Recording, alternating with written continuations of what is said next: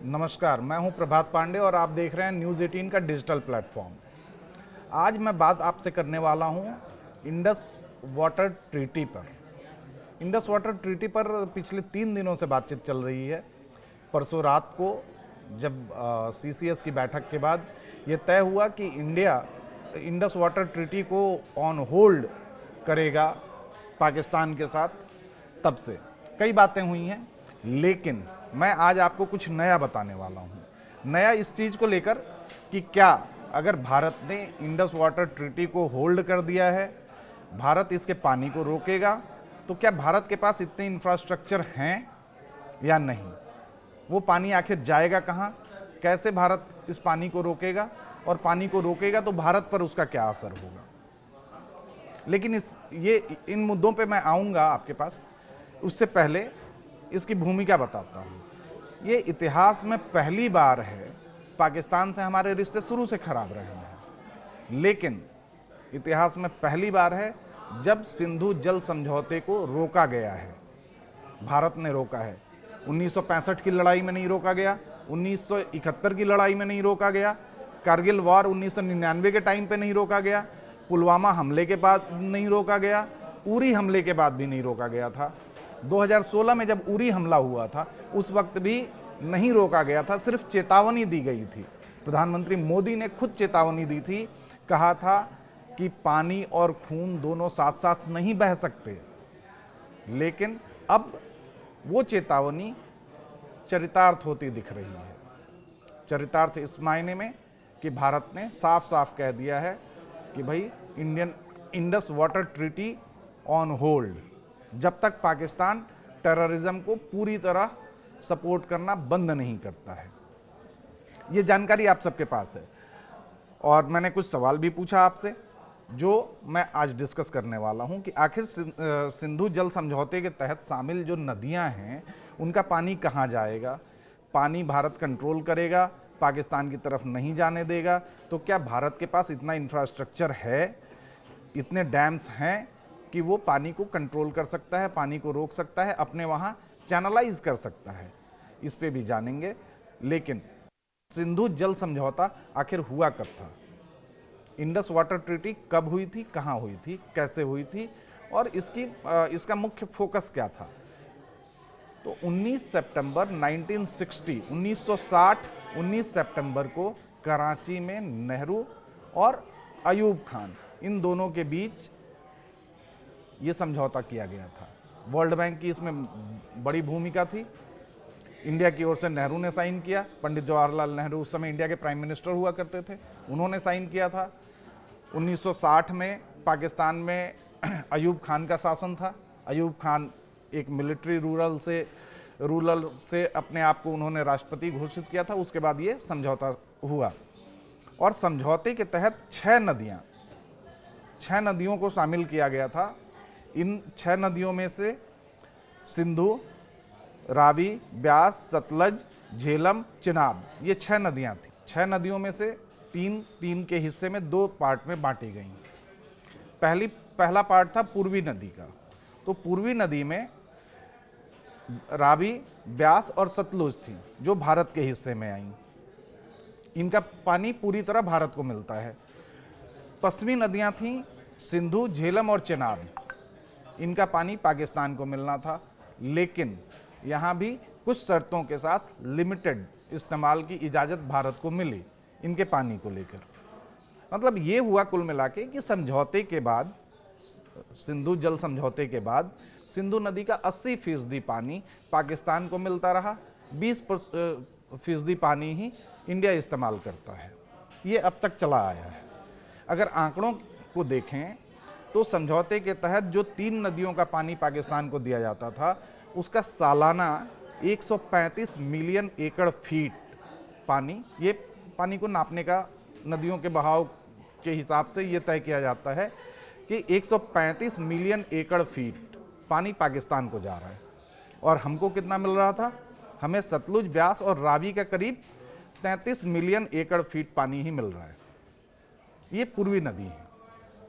अब आपको बताते हैं, ये तो नदी मतलब सिंधु जल समझौते के तहत जो भी नदियों के पानी का बंटवारा था और ये था। ये विवाद पहले भी था 1960 में जब ये समझौता हुआ, उसके बाद धीरे धीरे चीज़ें सुधरती गईं, थोड़े हालात ठीक हुए, लेकिन ये पानी का विवाद हमेशा से है।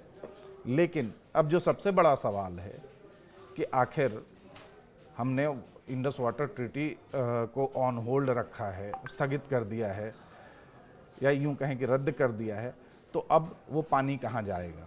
तो पानी के लिए भाई पानी नदियों का पानी रोका जाता है डैम्स से, और उनके रिजर्वायर में वो कंट्रोल होता है, रिजर्वायर में जमा होता है और उनको फिर चैनलाइज किया जाता है। तो इंडिया के पास ऐसे कुछ बांध हैं जो इन 6 नदियों में, अलग अलग नदियों पे बनाए हुए हैं, जिनसे भारत कंट्रोल कर सकता है इनको। तो उसमें सबसे बड़ा जो है वो बगलिहार डैम है, जो चिनाब नदी पर है, जम्मू कश्मीर में। ये मतलब इसका मेन पोजीशन अगर देखें तो वो रामबन के इलाके में आता है, क्योंकि ये चिनाब नदी जो है वो आपको लाहौल से निकलती है, हिमाचल प्रदेश से। 450 मेगावाट के 2 प्रोजेक्ट हैं इस डैम पर। वहाँ रोका जा सकता है इसका पानी, उसको वहाँ पे कंट्रोल करके हम अपने इस्तेमाल में ला सकते हैं। दूसरा है रातले बांध, जो ये भी चिनाब पे ही है, जम्मू कश्मीर में ही है, चिनाब पर है। ये किश्तवाड़ इलाके में आता है। यहाँ पे हालांकि ये अभी बन रहा है, निर्माणाधीन कंडीशन में ही है। 850 मेगावाट की क्षमता के इस पे पावर प्रोजेक्ट हैं और उम्मीद की जा रही है कि अगले साल तक पूरा हो जाएगा। लेकिन चिनाब पर, इससे पहले भी मैंने आपको बताया कि चिनाब पर बगलिहार डैम ऑलरेडी फंक्शनल है। हालांकि पाकिस्तान इस पर ऐतराज़ जताता रहा है शुरू से, जब से ये बन रहा था तब से भी उसने ऐतराज़ जताया। उससे पाकिस्तान को बांध के डिज़ाइन और रिजर्वायर, भंडारण क्षमता जिसको कहते हैं, कि कितना पानी वहाँ हम होल्ड कर सकते हैं, इस पे ऐतराज़ था। पाकिस्तान को ये लगता है कि अगर इंडिया ने अपने डैम्स को कंट्रोल, डैम से नदी के बहाव को कंट्रोल कर लिया तो पाकिस्तान में पानी की किल्लत होगी, क्योंकि पाकिस्तान में सिंचाई का मुख्य साधन इन्हीं नदियों का पानी है, जो अलग अलग कैनाल्स के जरिए पूरे पाकिस्तान की तरफ फैला हुआ है। और जैसे ही भारत ने अगर इंडस वाटर ट्रीटी के तहत इसको रोका, ट्रीटी ऑन होल्ड करके, तो आप समझिए कि पाकिस्तान में खेती के लिए तो पानी की दिक्कत होगी ही, पाकिस्तान को पीने का पानी भी नहीं मिलेगा, क्योंकि आप नदियों के अलावा आपके पास समंदर है, समंदर का पानी आप पी नहीं सकते, ना उससे आप खेतों की सिंचाई कर सकते हैं। 2 डैम यहाँ डिस्कस कर चुके हैं हम लोग। इसके अलावा सलाल डैम है। सलाल डैम भी चिनाब पर ही है, जम्मू कश्मीर के रियासी में है। ये 96 से ये प्रोजेक्ट चल रहा है, और यहाँ भी जो पनबिजली की जो परियोजना है, जो हाइड्रो पावर प्रोजेक्ट है, 850 मेगावाट बिजली पैदा करने का टारगेट है जब ये पूरा हो जाएगा। उसके बाद, इसके बाद आता है सलाल डैम। मैंने पहले आपसे चर्चा की, तो सलाल डैम के बांध और डिजाइन, बांध के डिजाइन पर और इसकी क्षमता पर पाकिस्तान ने ऐतराज़ जताया था। 1978 में पाकिस्तान ने इसमें कुछ, पाकिस्तान की शंकाओं का समाधान करते हुए भारत ने कुछ बदलाव भी किए थे डिजाइन में।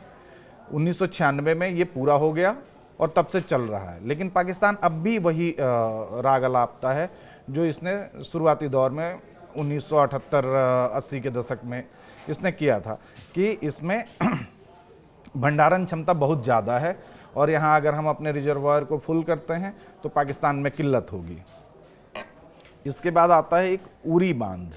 उरी ये भी चिनाब पर है।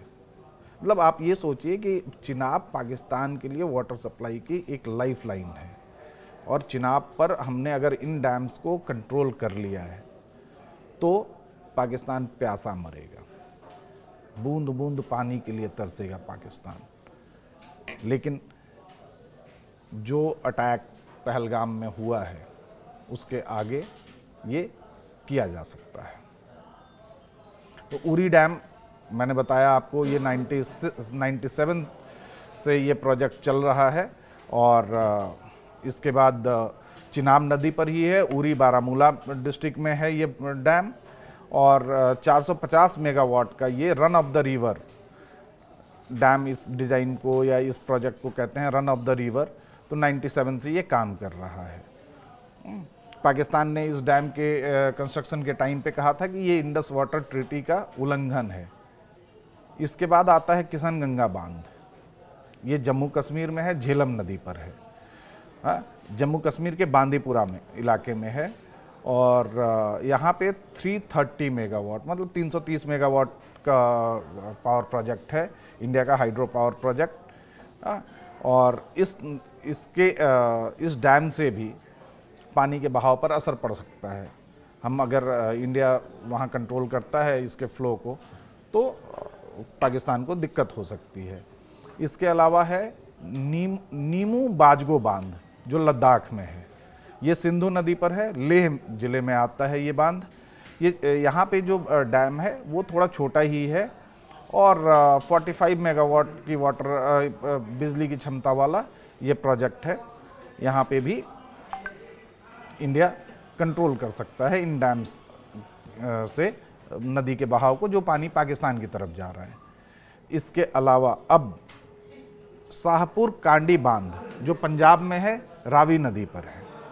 हाँ, ये पठानकोट में आता है, पठानकोट ज़िले में, और इसकी क्षमता 206 मेगावाट की है। रावी नदी हिमाचल की कांगड़ा से निकलती है और पंजाब होते हुए ये आगे की तरफ बढ़ती है। इसके अलावा आप ये समझिए कि अगर भारत इन सभी रिजर्वायर्स के जरिए अगर कंट्रोल कर लेता है पानी को, नदी के बहाव को कंट्रोल करता है, तो पाकिस्तान की तरफ पाकिस्तान की खेती और पीने के पानी इन दोनों के लिए दिक्कत हो सकती है। गर्मी का मौसम है, पाकिस्तान में भी मौसम ऐसा ही है जैसा हमारे वहाँ है, गर्मियाँ शुरू हो रही हैं, हालांकि अभी नदियों में पानी कम है। अगर ये क्लास लंबा चलता है, अगर इस पे अगले 1-2 महीने 3 महीने टाइप अगर ये विवाद खिंचता है तो आप ये समझिए कि पाकिस्तान में पानी की भयानक किल्लत होने वाली है। तो पहले ही आर्थिक तंगी से जूझ रहा पाकिस्तान, आतंकवाद से जूझ रहा पाकिस्तान, अब पानी की किल्लत, पानी की कमी से भी जूझेगा। तो ये जो डैम्स मैंने बताए आपको, ये डैम्स भारत के लिए मददगार साबित होंगे इंडस वाटर ट्रीटी के पानी को होल्ड करने के बाद। जो पानी हमारे पास बच रहा है जिनको हमें होल्ड करना है उसके लिए। Thank you.